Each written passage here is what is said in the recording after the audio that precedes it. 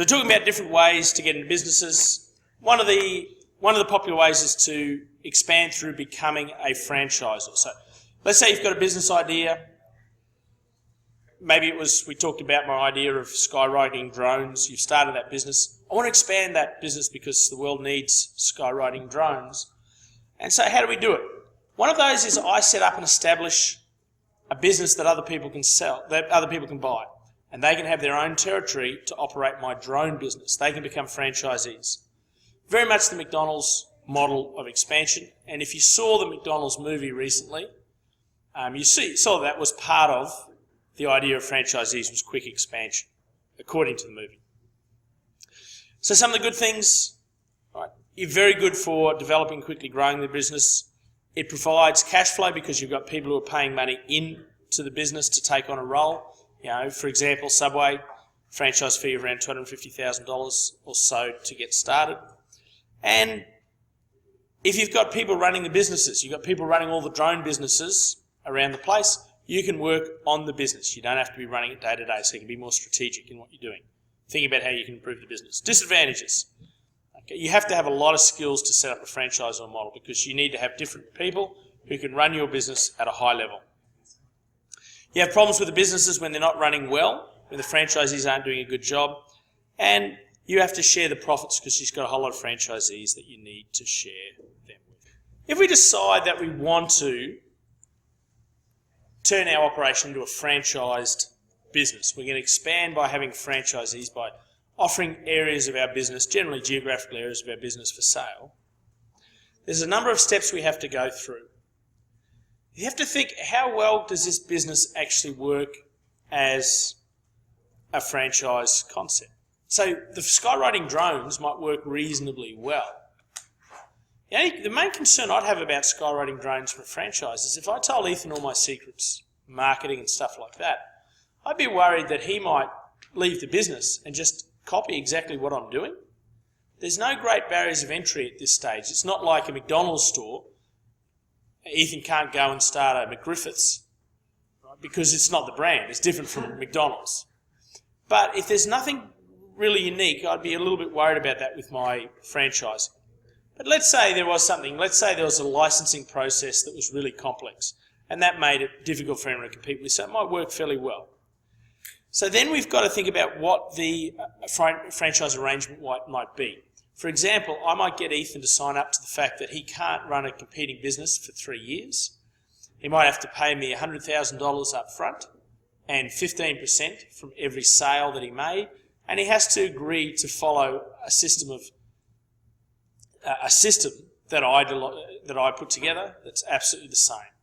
That might include things like updating his drone every 18 months, making sure he's got a license, those sort of things. So there'd be a really detailed statement of what he has to do.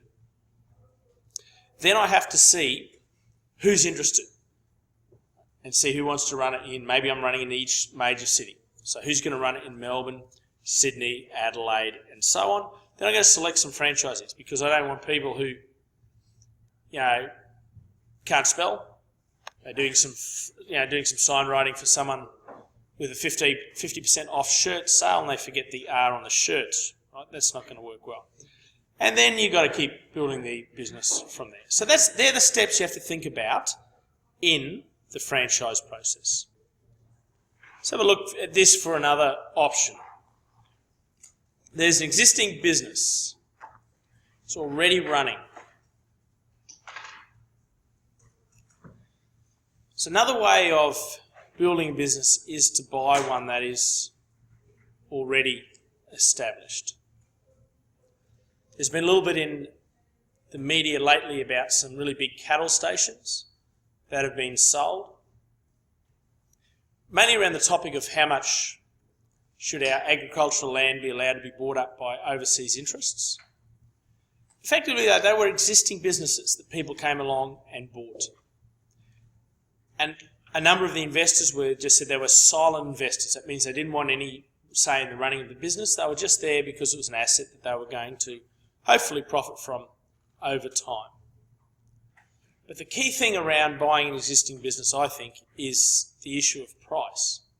How do you evaluate a price? And usually it's a mix of some combination of the assets that the business owns, the profitability of the business, and to a lesser extent, some of the intangible ideas of the business, right? The goodwill aspect of things.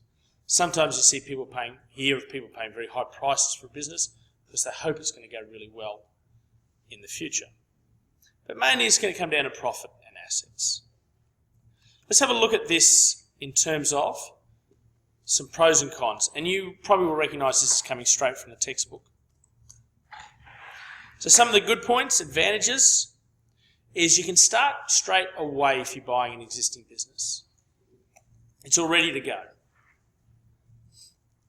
There's already a customer base. You've got money coming in, and banks may even be more willing to lend against a business because you know the money's coming in. If I want to buy that go-kart track just on Steve Irwin Way down there, the banks can see how much cash that business has generated over the last year, 5 years, 10 years. So they might be prepared to lend me a little more money than if I said, I'm going to start a go-kart track and get it running. And that leads to this idea of less risk because you know the strengths, you know the weaknesses, you know how many customers are likely to come to that go-kart track there.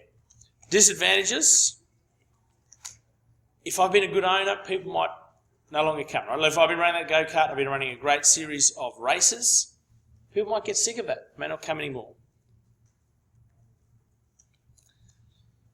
There might be some negative aspects. For example, maybe the business is doing some environmental damage. Value is really important. How do you put a price on a go-kart business? There's probably only one go-kart business sold in Queensland every 3 or 4 years.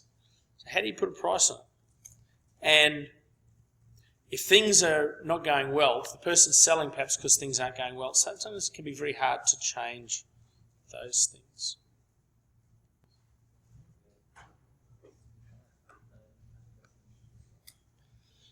Last little thing we look at is expanding an existing business. You've already got a business.